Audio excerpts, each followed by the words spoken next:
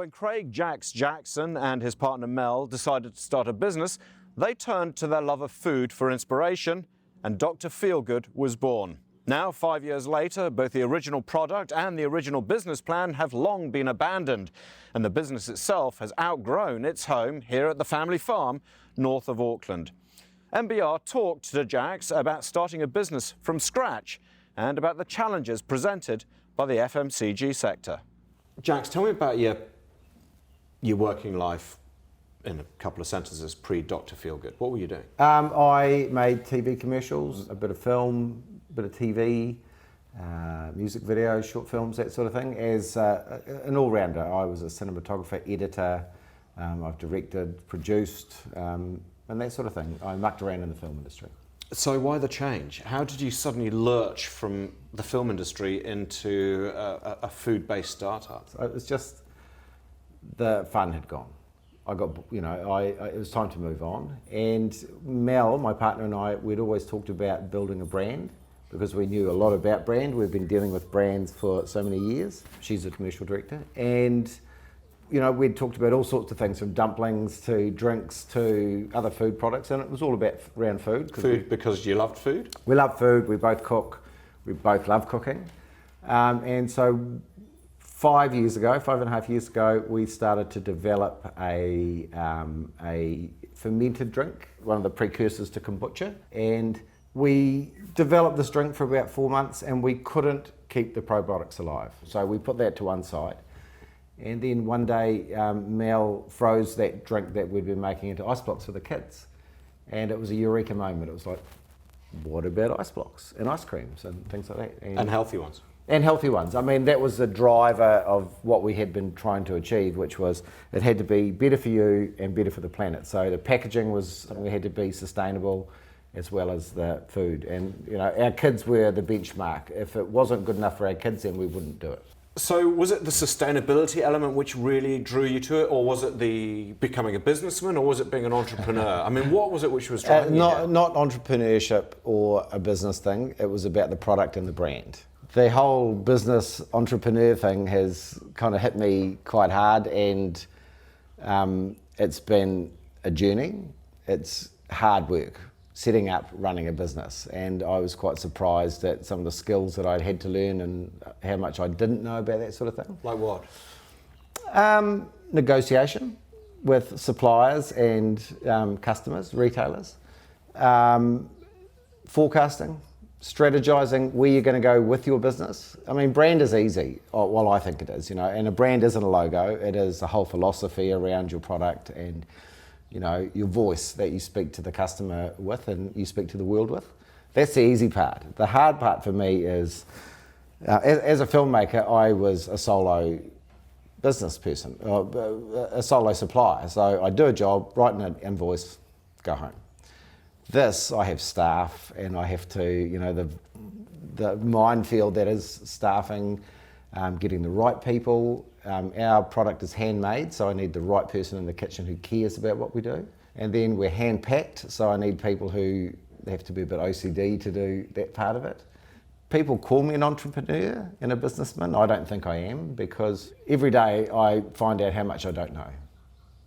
I'm sure when I leave this thing, I'll realise how much I've learnt, as you do when you leave any one thing. I'm not a natural businessman. I could be a natural entrepreneur if I could just say, go and do that. Yeah. But I can't because we're so small. It's really interesting, isn't it? So you say you're small. I mean, in 5 years, though, you're now in what? Well over 300 outlets. About 330 outlets. Of that, we're in about 90 supermarkets, split evenly between progressive and foodstuffs. And the rest of it's all impulse buy, big cafes or specialty markets like the likes of Farrow, IE Produce, Moore Wilson, Naturally Organic. So it sounds like a lot. It's not a lot. We have, out of those 300 stores, we have around about 150 of our own branded freezers. Our major competitor, if you like, Tip Top, from my understanding, they have somewhere 7,500 freezers in the market. So it shows you, the scale difference. We can produce in a day at the moment what they can do in 2 minutes on one machine. So we have to up our game, and to that end I've ordered some machinery and it turns up next month that can change the volume that we can produce. Which indicates to me that there's the demand. I have to go out and find that demand in order to keep that machine running. So, And this is the hard bit. This is the hard bit. You know, we can scale up what we can produce, but I have to find a market for that. And, you know, some markets are close to us. I'd like to be in the gas and oil trade. That impulse buy in a gas station, but that's a hard nut to crack. You know, there are traditional relationships with the two big players in the market. Floor space is at a premium. You know, they put $1 value per square metre. So, you know, we have to show that we can service that for them. And just getting in there is the problem, and we're working on trying to do that. Given that your focus was always about brand and you had so much confidence with that, thinking back, were you slightly naive in thinking maybe if you build a really strong brand, the rest will follow? Build it and they will come? Yeah, to a certain degree. I always thought that our brand was strong enough to excite people. I mean, if you've seen our packaging, it's the little cardboard boxes. No one else does that. That's fully sustainable, compostable, trackable. You know, we use plant-based ink and that sort of thing, and that's the way the world's going. We think we're a leader in that. We certainly are at this end of the world. And I did think that, you know, it's a great product, people will just buy it. And I quickly realised that every sale is a win. Tell me about what you found unique to the food industry, do you think, when it comes to small business? I think that New Zealand customers are really open to looking at people like us. They will try us, they're supportive.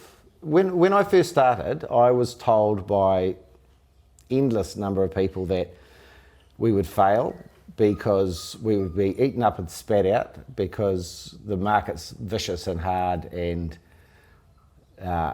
you know, we wouldn't survive. Well, we've proved that wrong. We've had a lot of support, and I think we were lucky enough to hit a wave where small artisan producers in New Zealand were starting to get some traction in both stores and with direct customers. You know, what I started off to do is I thought, well, let's go to the best place possible to sell our pops and work out from there.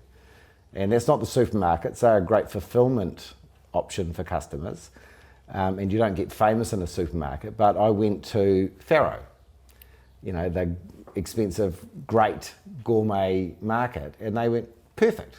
The same with Moore Wilson's in Wellington, and IE Produce in Auckland, and Naturally Organic. And then we spiralled out from those sort of places, and the acceptance was amazing. It's just now volume and scale that we need to change the business with. You now, though, have, as you say, half a dozen staff or so. In summer, yep. We're very seasonal. Okay, but you certainly have a commitment to staff, don't you? Absolutely, and I stress about that too, because I need to put food on, you know, money in their pocket each week, so that's a major motivator. I also have a family of my own, and I have a mortgage and that sort of thing. So yeah, it's a motivator, that's for sure. Are you following a plan? Before